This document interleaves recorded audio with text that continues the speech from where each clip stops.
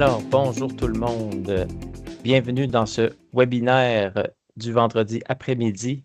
Un webinaire très spécial parce qu'on a le privilège, l'honneur d'accueillir avec nous Nadia Nafi. Donc, Nadia qui est professeure agrégée à la Faculté des sciences de l'éducation de l'Université Laval et membre de l'Observatoire international sur les impacts sociétaux de l'intelligence artificielle et du numérique, donc l'OBVIA.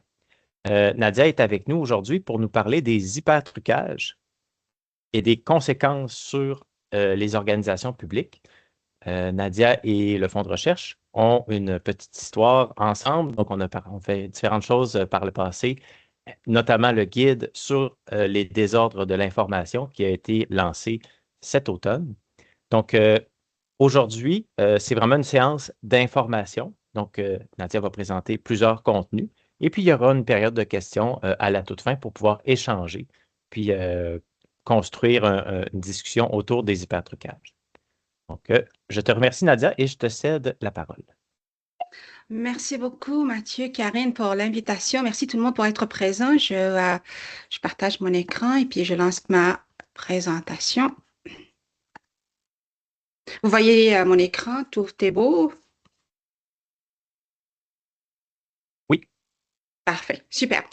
Donc, je vais me lancer dans ma première histoire. En fait, j'étais, il y a plus qu'un mois, je crois, dans une conférence sur la cybersécurité, une cyber. Et puis, parmi les petits workshops qu'il y avait là-bas, il y avait un qui était sur les deepfakes. Et puis, du fait que moi, ça fait depuis 2019 que je travaille dessus, j'étais super intéressée de voir, OK, c'est quoi qu'ils sont en train de présenter. Donc, je suis allée me prêter au jeu et puis, je vous partage le résultat. Ah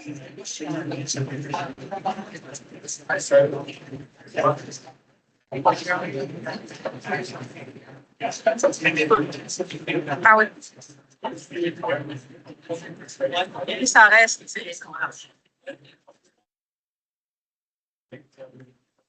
Donc, comme vous voyez là, avec une caméra vraiment de très simple, et puis ce qu'ils m'ont expliqué avec un GPU aussi, c'est le processeur en fait graphique, vraiment comme niveau très normal, que un deepfake, donc là vous me voyez presque comme Tom Cruise, se fait en direct. Donc, on n'a pas vraiment besoin de technologies avancées, on n'a pas besoin d'attendre et puis pour que les choses se processent, ça se fait en direct et puis avec une technologie très minime. Donc, je vous amène à ma question. Et si ce que nous croyons aujourd'hui, vrai, reposait désormais sur des fondations manipulables? Et puis quand je vous en parle, je n'exagère pas parce qu'on est en train de vivre dans un écosystème aujourd'hui de mésinformation, malinformation, désinformation, sous-information stratégique et puis fraude synthétique. Et puis j'explique ça très rapidement. Quand on parle de mésinformation, c'est quand on reçoit une information qui est fausse, mais on ne le sait pas. Et puis avec bonne intention, parce qu'on veut vraiment comme aider les autres et puis partager le savoir, on partage. Mais en fait, c'est de la fausseté. Et puis, on fait partie de ce problème de mésinformation. Donc, on partage une information fausse, mais sans vraiment des intentions à nuire ou bien à manipuler derrière. La malinformation, c'est quand on reçoit une information qui est vraie, véridique, mais si on la partage, elle va vraiment comme, elle peut porter atteinte à une personne, à un groupe, à une organisation ou à un fait social. Alors, on le partage avec une intention. Donc, c'est du vrai, mais partagé avec une mauvaise intention. La désinformation, elle, c'est quand on crée du faux pour faire du mal, pour nuire. Donc, vraiment, comme on l'utilise pour tromper, influencer, polariser un public à des fins politiques, économiques, idéologiques, géopolitiques, ainsi de suite. La sous-information stratégique, qui elle aussi utilise l'IA, c'est quand on retient l'information, OK? On la retient, on la su, il y a la suppression, la suppression, la limitation délibérée d'informations pertinentes. Pourquoi?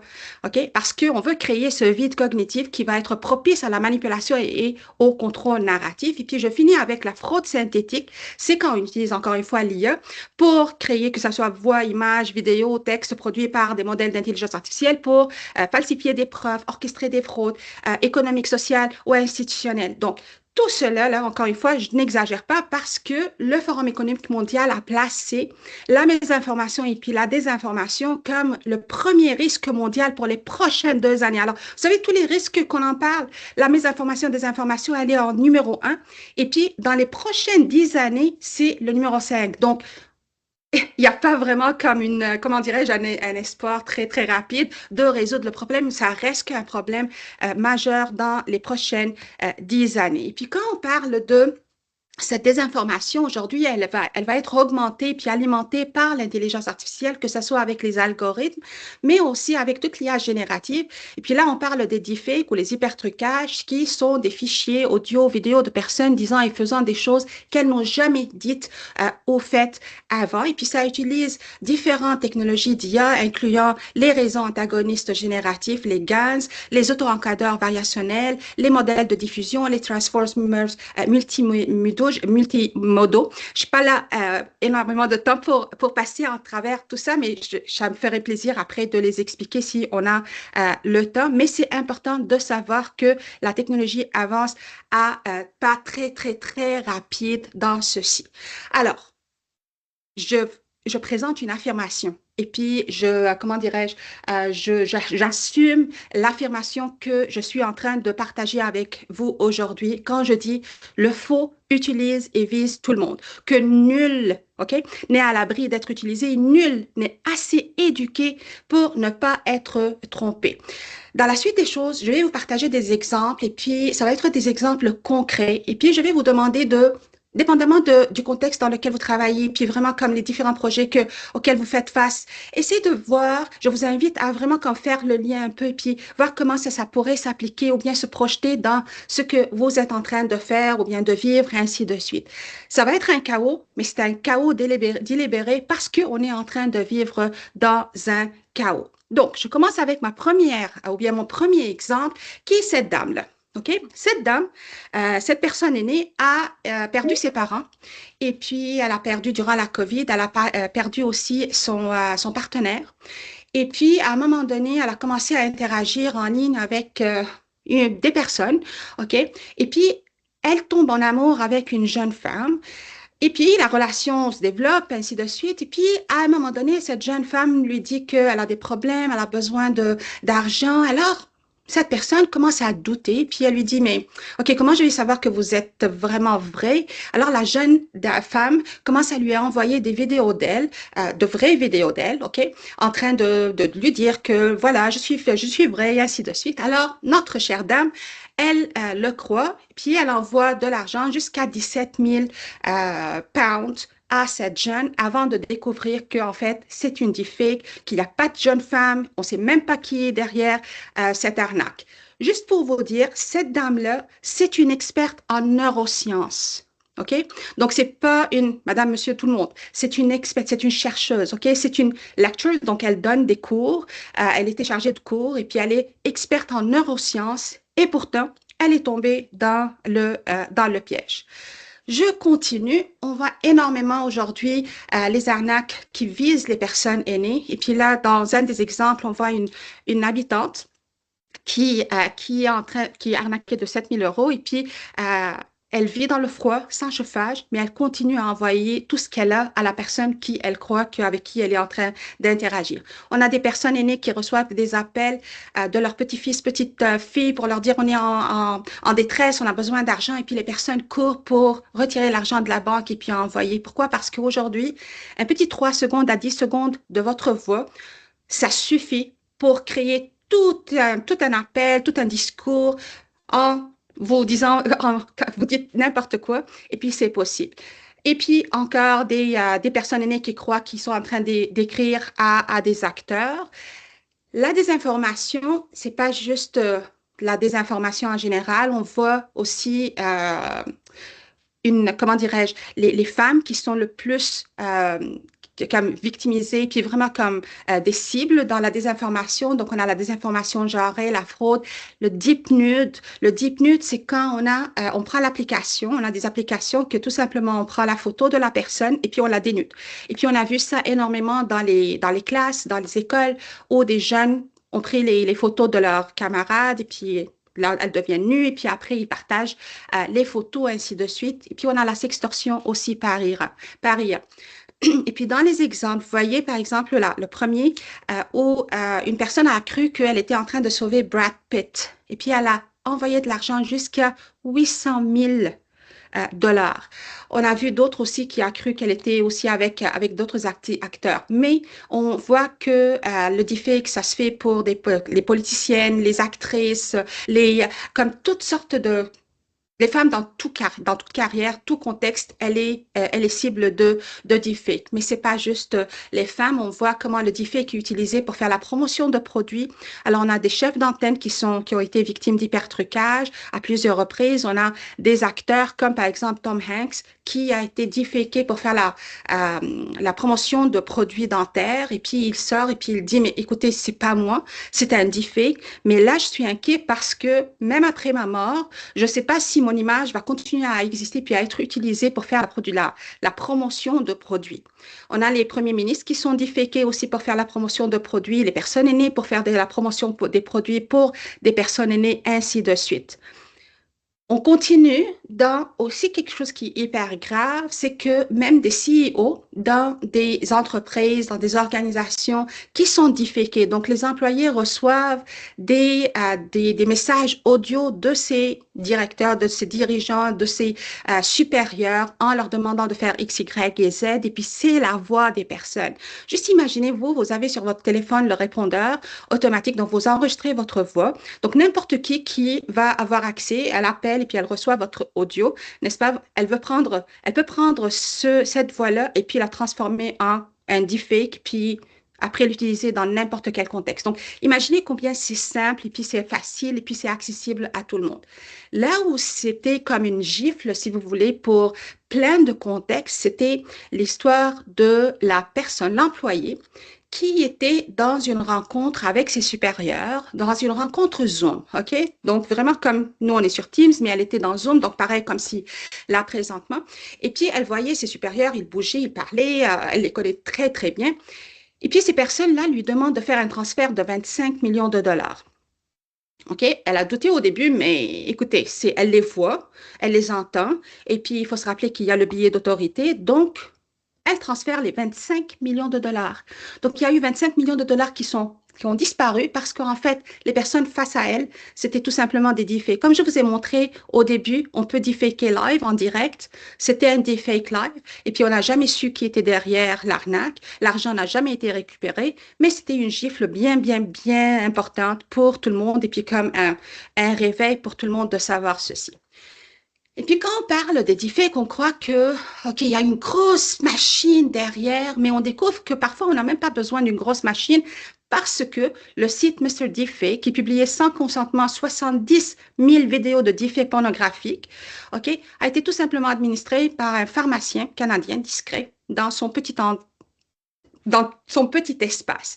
Donc, la technologie est tellement accessible et puis puissante que n'importe qui, sans vraiment des compétences, peut le faire. Je continue avec d'autres exemples qui est l'épidémie des TikTok. C'est quoi TikTok? Vous savez, dans notre contexte surtout, et puis dans d'autres contextes, mais on a la pénurie de l'accès à des spécialistes de santé, pénurie de médecins, ainsi de suite. Dans le temps, les personnes googlaient. OK? On Google pour avoir la réponse parce qu'on n'a pas accès à un médecin, à une infirmière, ainsi de suite. Là, on TikTok. Et puis, en cherchant sur TikTok, il y a plein de médecins qui sont deepfakés, en train encore une fois de faire la promotion de solutions miracles. Mais en fait, c'est des deepfakes. Parfois, ce sont de vrais médecins qui sont deepfakés. Parfois, ce sont des faux médecins qui sont deepfakés. Et puis, juste pour vous dire, OK, vous voyez la personne en orange, là, le médecin qui est en orange, là, l'experte santé. Ça fait depuis 2019 que je travaille sur les deepfakes. Avant, je travaillais sur la désinformation. Je continue. De 2019, je commence à travailler sur les deepfakes. Je vis avec les deepfakes presque à tous les jours. Et puis, cette personne-là, orange, elle filait sur mon mur et puis je savais même pas qu'elle était un deepfake. Donc, moi-même, OK, qui vis avec les deepfakes, je suis très consciente de leur existence. J'avais pas fait attention qu'en fait, je la suivais puis elle était un deepfake. Et puis, c'était juste quand je devais présenter à un groupe de cancérologues que je suis allée chercher des exemples de deepfake dans le domaine de santé que j'ai découvert qu'en fait, moi-même, j'étais en train de suivre une personne qui n'existait même pas. Mais les deepfakes, ça affecte tout ce qui est télémédecine parce qu'imaginez, là, les patients ils savent pas, et puis elles savent pas si elles sont ou elles sont face à un vrai médecin, un vrai expert santé. Et puis même les médecins, et puis les infirmières, ainsi de suite, ne pourront pas à un moment donné savoir si les patients face à eux sont des vrais ou bien ce sont d'autres personnes qui veulent tout simplement voler des identités ou autres. Donc, on a toute la question des télémédecines qui est à risque, toute la question d'assurance aussi qui est à risque. Et puis, on a vu la docteur Tam qui a été déféquée lors de la COVID. On a vu comment la désinformation a été un facteur de propagation de la rougeole chez nous. Donc, on voit là l'impact réel. C'est pas de l'abstrait. Oui, la désinformation, ça a existé depuis le début du temps, si vous voulez. Mais aujourd'hui, elle est augmentée avec l'IA. Elle est accessible. Et puis, pas juste ça. Dans le temps, quand on parle de la désinformation, OK, l'accès, c'est vraiment les personnes. Comment on va faire la diffusion de la désinformation? On peut la faire autour de nous. On peut vraiment comme aller un peu plus loin, la communauté. Mais aujourd'hui, avec un clic, on atteint le globe terrestre, si vous voulez. Donc, vous pouvez imaginer la force avec l'IA, la dissémination et aussi l'algorithme qui va s'assurer que les personnes vont recevoir de l'information qui va venir alimenter puis renforcer leur pensée puis leur positionnement. On continue, puis ça, c'est sûr que ce sont des défis que vous avez aussi vu passer, la politique, sans aller en détail, aussi, c'est une autre cible. Et puis, on voit des deepfakes maintenant, même au tribunal. Alors, imaginez là où il y a les preuves, on voit des deepfakes qui vont de plus en plus prendre la place. On a aussi des applicants à des postes de travail qui sont aussi des deepfakes. Alors, imaginez, déjà là, on a un problème pour trouver des jobs, mais aussi on a des personnes qui sont des fakes, qui appliquent pour des jobs, qui prennent la place d'autres, mais qui sont là pour faire de l'espionnage industriel, prendre des données sensibles. Donc, même dans ces approches-là, puis dans ces procédures-là, le deepfake est utilisé, plus et plus et plus et plus. Donc, vous pouvez vraiment aller dans tous les sens parce que je vous dis, là, il n'y a pas un contexte, il n'y a pas un groupe d'âge, il n'y a pas un endroit où le deepfake est en train de vraiment, et puis l'utilisation, encore une fois, c'est l'utilisation non éthique, en fait, de l'intelligence artificielle qui est en train de faire ce dégât-là. Pourquoi? Parce qu'aujourd'hui, la techno est démocratisée, mais elle n'est pas gouvernée. Donc, si on prend notre téléphone et puis on cherche juste Sora ou bien on met deepfake ou bien on met audio, on va trouver plein d'applications qui vont tout simplement comme coûtent presque rien et puis qui nous permet de faire ces deepfakes. Je vous partage des petites sections de la vidéo de promotion de Sora 2. Et pourquoi je vous la partage au cas où vous ne l'avez pas vu encore passer, juste pour vous montrer le réalisme qu'on peut créer à travers ces générations de vidéos qui sont accessibles à tout téléphone. Je vais aller chercher ça. We really gave them something to believe in. The people's champion, Anna Duck, who carried him home. Well, I love to raise ducklings. I love it.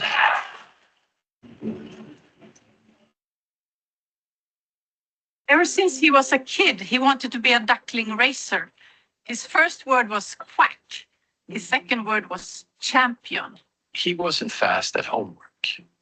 But my God, the boy could ride a duck. To be when you're older. The best in the world. 16, he was the best duckling racer in Sweden. And Gabriel, this way. Here, give us a look. Smile for us. There was no question. He was the best duckling racer in the world, and then the quack.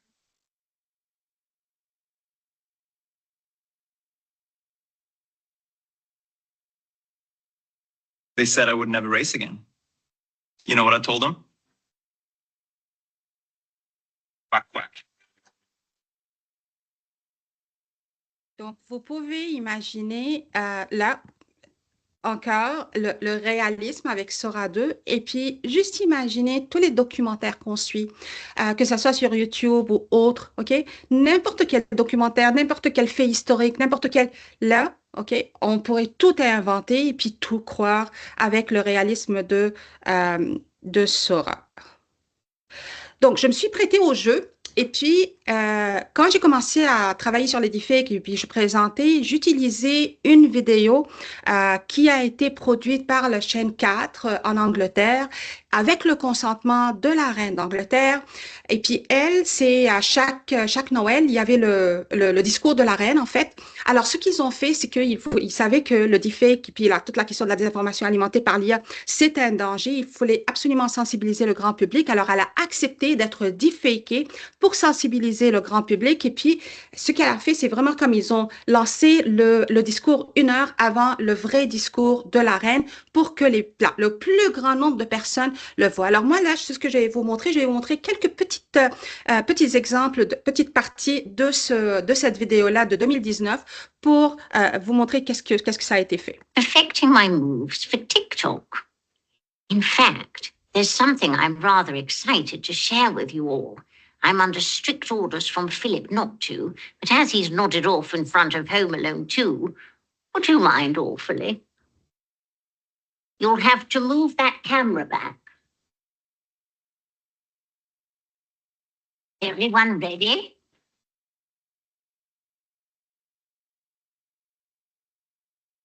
I just wanna party all night long. I'm doing it all for fun. I'm scared my love crying. Et puis, On behalf of myself, your queen, and all at Channel 4, I trust you will have the very merriest of Merry Christmases. Is that okay? Can I have a cup of tea now? donc, ce qu'ils ont fait, c'était vraiment pour montrer que, en fait, ça a pris tout un studio, toute une équipe de production, une actrice pour faire le deepfake. Donc, vous pouvez imaginer toutes les ressources qui ont été mises à contribution pour créer ce deepfake-là, pour le partager. Alors, j'ai pris Sora et puis j'ai juste mis une petite phrase de quelques mots en 2025, là, quand c'est sorti. Puis j'étais comme, OK, est-ce que je vais pouvoir faire danser la reine aussi de mon côté? One must keep it royal. Shoulders, crown, and a little groove. Quite the vibe, isn't it?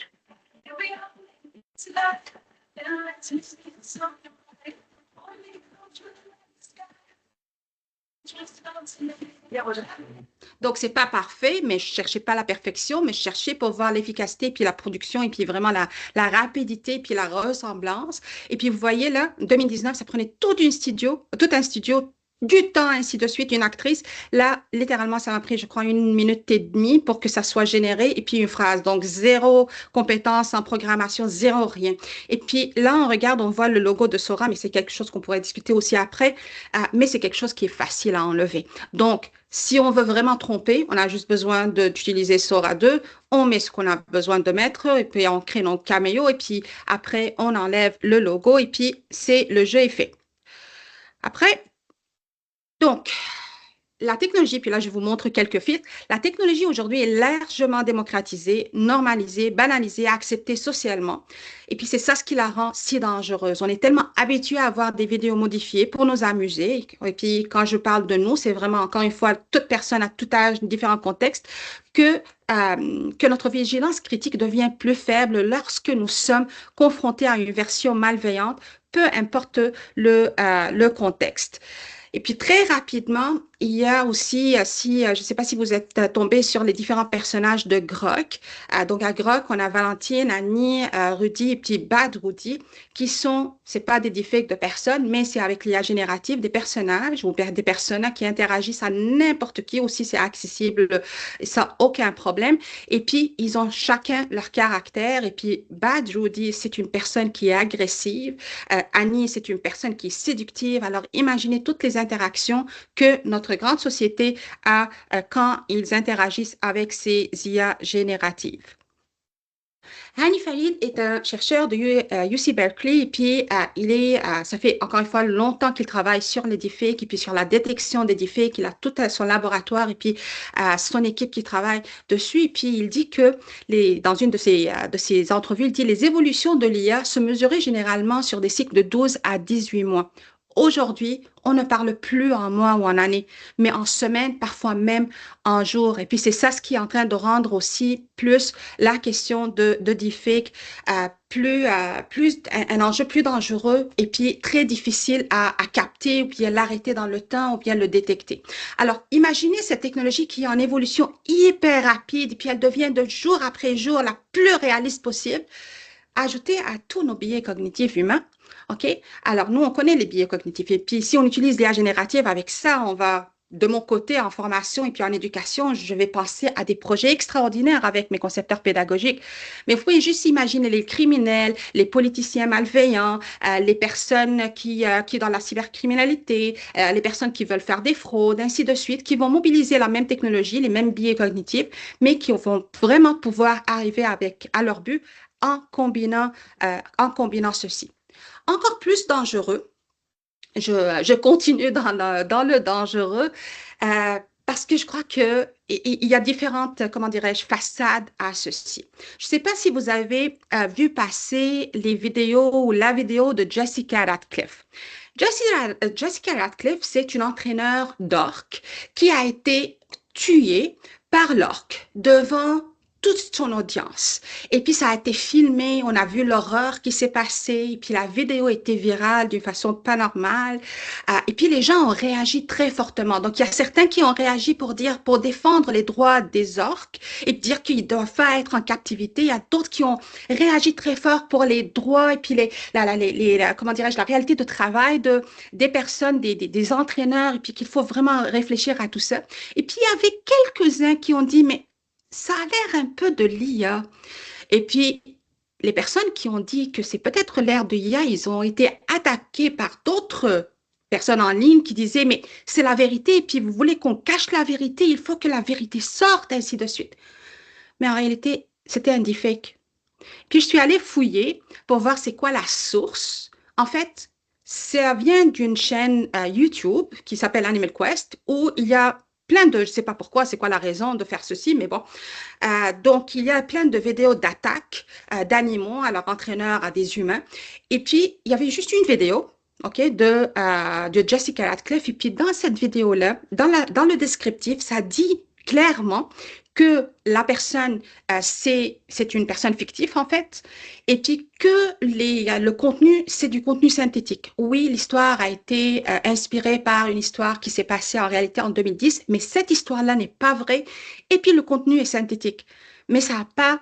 Vous pouvez imaginer les personnes qui ne lisent pas nécessairement les descriptifs et puis qui partagent sans même réfléchir. Mais ce que je voulais vous mettre encore plus en relief, ce qui est encore plus dangereux, c'est que c'est une vidéo. Mais après, le grand public, et puis je ne sais pas là c'est qui, OK, qui ont généré d'autres vidéos. Alors, on a le funérail, on a des activités autour de ce qui s'est passé, des versions de ce qui s'est passé. Mais ça, c'est monsieur et madame, tout le monde qui ont accès à la technologie, qui ont créé plein d'autres histoires autour d'un fait qui n'était pas vrai. Alors, vous pouvez imaginer là, et puis je vais dire, c'est un peu comme hors de la compréhension. J'avais une présentation la semaine passée devant chez moi à l'Université Laval et puis je parlais avec une collègue et puis je lui ai raconté l'histoire de Jessica Ratcliffe et puis elle m'a dit, j'ai vu passer la vidéo et puis j'étais vraiment comme bouleversée par ce qui s'est passé et puis j'étais comme, mais c'est ma collègue en éducation qui croyait que cet accident était réel parce qu'elle n'a jamais eu l'information que ça en fait, que c'était du fake. Donc, vous pouvez imaginer toute la mésinformation qui circule partout. Et puis, à partir de la mésinformation, on se construit des idées. Et puis, en fait, avec la mauvaise information, on fait des mauvaises décisions après. Donc, je peux juste imaginer tout ceci. En plus, aujourd'hui, il y a toute la question de qu'est-ce qui est acceptable et puis qui décide que ça l'est, que ces choses sont acceptables. On a les deepfakes post-mortem, donc des personnes qui sont décédées, mais qui revivent. Je vais vous montrer tout d'abord un exemple, et puis après, je vous parle des autres.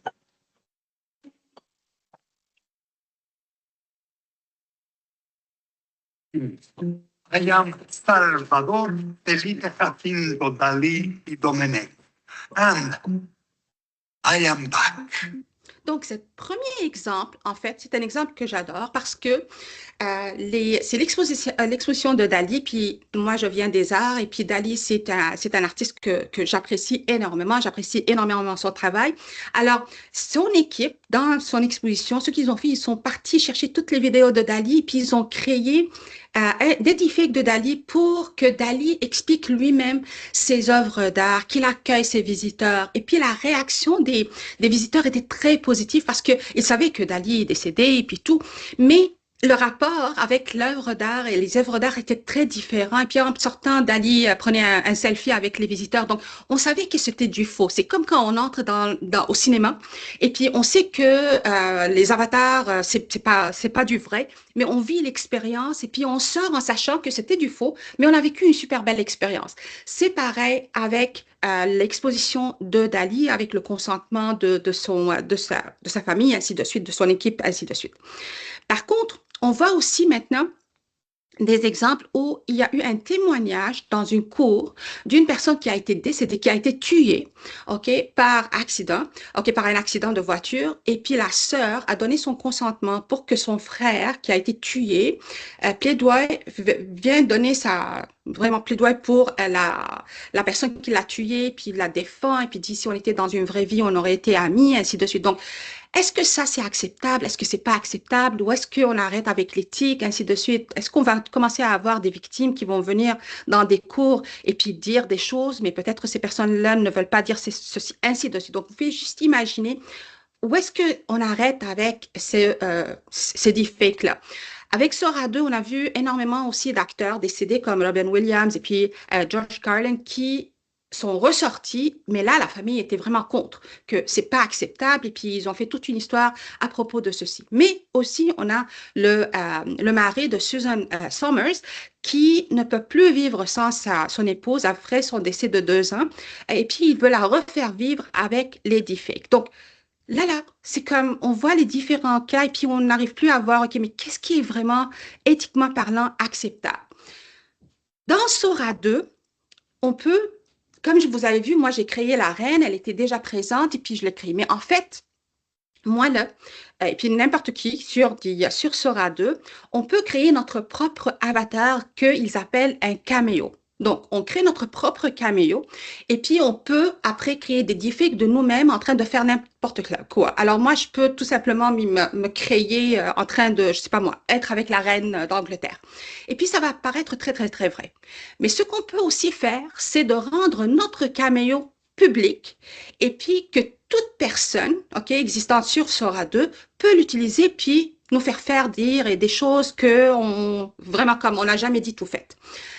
Donc, on a ce boxeur et puis on a aussi l'autre exemple que je vous montre ici, un homme d'affaires, François Lambert, qui se sont prêtés au jeu et puis ils ont donné accès à leur avatar et puis à leur caméo au grand public.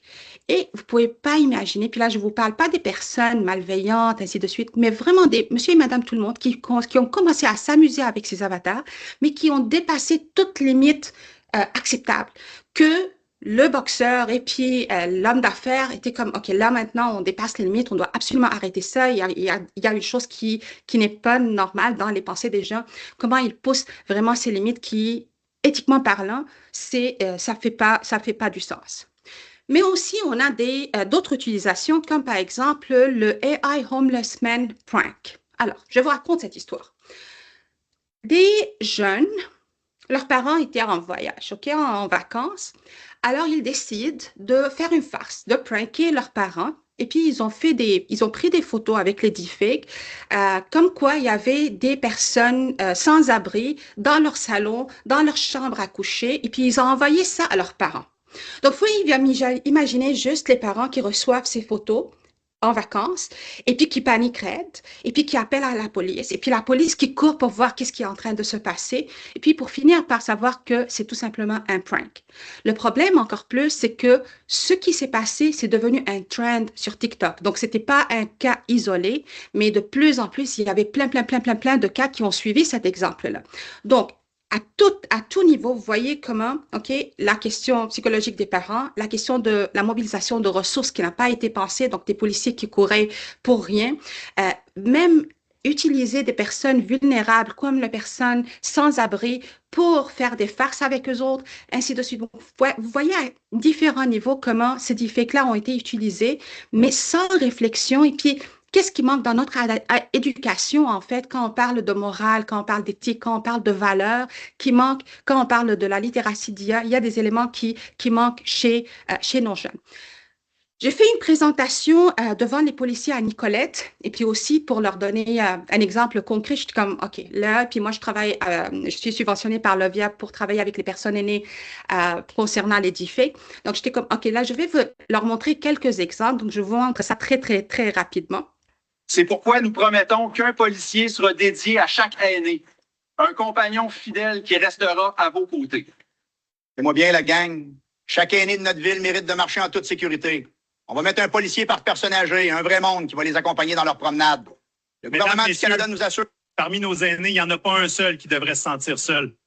On va mettre un policier ou une policière par personne âgée pour les accompagner dans leur marche, leur sortie. Et puis, encore une fois, c'était juste une phrase, OK? Tout ce que j'ai dit, j'ai pas parlé d'accent, j'ai tout dit, OK, je veux le drapeau, je veux le policier, OK? Je veux qu'ils disent que je veux un policier par aîné.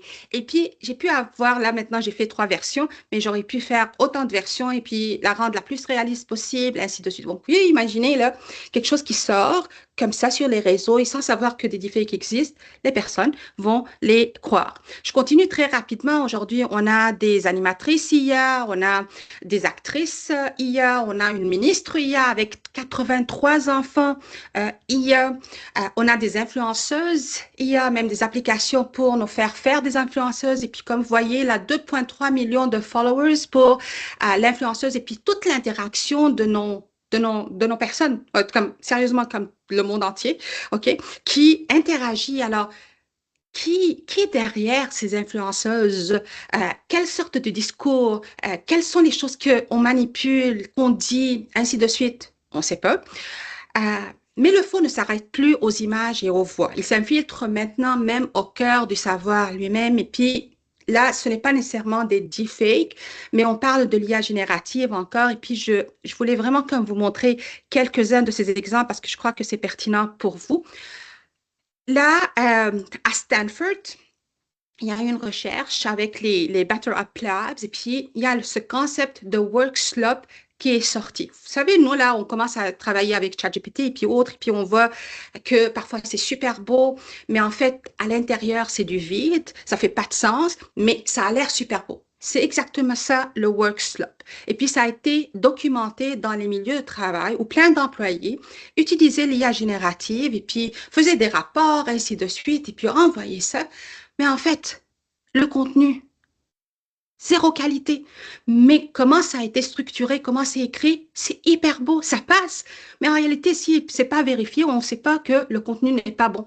Et puis, ce travail-là, ce work slope, en fait, pour le corriger, ça prend énormément de ressources, énormément de temps. Ça même, c'est en train d'affecter la relation et puis la confiance entre les différents employés. Donc, ce work slope-là est en train d'émerger de plus en plus avec l'IA générative. Et puis, parfois, on se dit, OK, peut-être ce sont des employés ils ont besoin de développer leur littératie d'IA, ils ont besoin qu'on leur travaille plus sur leurs compétences, mais en sachant que même des organismes et puis comme Deloitte, qui a aussi été, en fait, je vais vous raconter cette histoire. Donc, Deloitte, OK? On connaît tous, et puis toutes Deloitte. Le gouvernement de l'Australie lui a demandé de faire un rapport sur la conformité des aides sociales qui est censé réparer le scandale Robodebt. Le rapport, qui a coûté 440 000 $ australiens, OK, a été publié et tout, et puis il est tombé dans les mains d'un maître de conférence qui s'appelle Chris Rudge.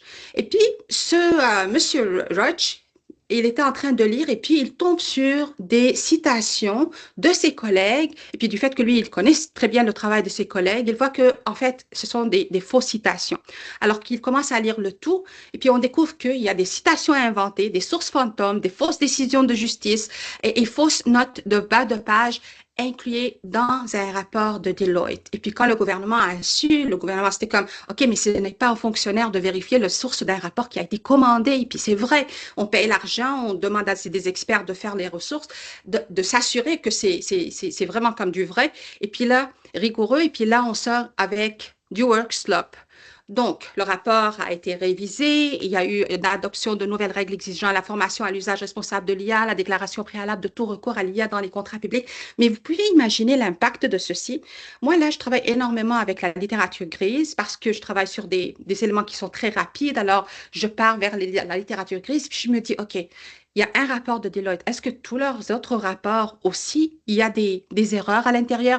Est-ce que c'est juste Deloitte ou bien il y a d'autres entreprises et autres organismes aussi où il y a du work slop à l'intérieur? Et là maintenant, comment moi, comme scientifique et puis chercheuse, je peux utiliser ces éléments-là? Qu'est-ce que je vais faire avec mes étudiants? Qu'est-ce que je leur dis? Comment on travaille ceci? Donc, vous pouvez imaginer le doute et puis vraiment comme les efforts maintenant qu'on doit mettre pour vérifier le tout. Et puis, c'est vrai parce que Deloitte, c'était pas leur seul de documents qui y avait des fausses. Aussi, au Canada, il y a eu un autre rapport où il y avait des erreurs aussi. On voit aussi des hallucinations de l'IA dans les tribunaux. On a vu aussi des articles scientifiques où il y avait aussi du copier-coller généré de ChatGPT et puis de Gemini, et puis qui ont passé les contrôles anti-plagiat. Et puis apparemment, ça prend un petit 2 heures de temps pour cleaner, pour nettoyer un article et puis le lancer pour publication, et puis ça passe, et puis il n'y a personne qui détecte que c'est du faux. Alors, on a trouvé plus que 400 articles, alors on ne sait pas combien d'autres articles sont là, mais aussi une autre recherche qui dit que il suffit à juste 250 documents empoisonnés pour altérer durablement un modèle de langage. Donc, si on prend, peu importe la ChatGPT ou autre, n'importe quel modèle, puis juste on injecte 250 documents qui ont des faussetés, ça va alimenter tout le reste. Et puis, après, on pourra plus corriger ceci. Puis après, il y a la ferme à clics où il y a plein de clics qui ne sont pas réels, ainsi de suite. Donc, nous sommes aujourd'hui dans une ère où les outils capables de fabriquer le faux fragilisent les institutions chargées de garantir le fait. Alors, quand la qualité et la fiabilité de nos connaissances, de nos politiques, de nos décisions s'appuient sur du contenu fabriqué, la crise du savoir s'amplifie. Puis là, je prends une citation qui dit « Sans les faits, il n'y a pas de vérité. Mais sans vérité, il n'y a pas de confiance. Et puis sans confiance, il n'y a pas de réalité commune ni de démocratie. Et puis il devient impossible de gérer les problèmes existentiels de notre monde. Donc imaginez quand ces faits-là sont tous faux, puis on est en train de faire face à l'érosion de la confiance, à la pollution informationnelle, à la crise de la connaissance, la manipulation cognitive, les faux souvenirs qui se créent, la violence numérique, cybercriminalité et fraude, atteinte à la démocratie, la sécurité, la perte d'intégrité documentaire et judiciaire, effondrement de la confiance collective, et puis ça continue. Aujourd'hui, on ne sait pas qu'est-ce qui est vrai, qu'est-ce qui est faux. Il y a eu des messages textos en lien avec un recours collectif, en lien avec Rogers. Les personnes ont reçu les messages, ils ont cru que, parce que là, il faut être absolument vigilant, il ne faut pas croire les textos. Alors, ils ont cru que c'était du faux, mais en fait, c'était du vrai. Mais aussi, il y a un politicien qui a été accusé avec une vidéo et puis il a dit, non, c'est un deepfake. Alors, c'est quoi le dividende du menteur? Le dividende du menteur, c'est quand n'importe qui est pris par vidéo ou audio comme preuve, qui va dire non, c'est un deepfake. Et puis nous, là, on a besoin de vraiment comme prouver que ce n'est pas un deepfake. Donc, on peut dire n'importe quoi présentement sans vraiment une preuve que c'est du vrai. Les solutions, oui, existent. Est-ce qu'elles sont suffisantes? Non, mais oui, ça existe. On peut retirer quelque chose qui a été mis sur les réseaux sociaux, mais il faut se rappeler qu'une fois sur les réseaux sociaux, on ne sait pas où est-ce que c'est parti, qui l'a vu, qui l'a downloadé, téléchargé, ainsi de suite. Des médecins ont essayé d'utiliser des tactiques comme des influenceurs pour faire beaucoup de bruit sur les réseaux. Mais vous pouvez imaginer tout l'effort que ça prend, tout le temps. Donc, c'est impossible qu'on soit aussi nombreux et puis faire autant de bruit que les personnes malveillantes.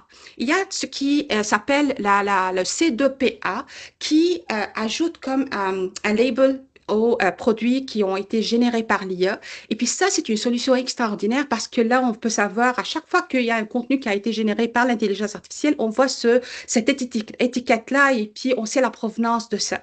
Mais l'important, c'est que les différentes institutions et puis les différents logiciels et puis les différentes compagnies acceptent d'intégrer ça à l'intérieur de leurs produits. La Google le fait, LinkedIn, on voit ceci. Donc, il y a différents comme différentes plateformes qui l'exigent, mais c'est pas tout le monde. Il y a le fact-checking, ainsi de suite, mais encore une fois, on est loin de vraiment avoir une solution du côté techno.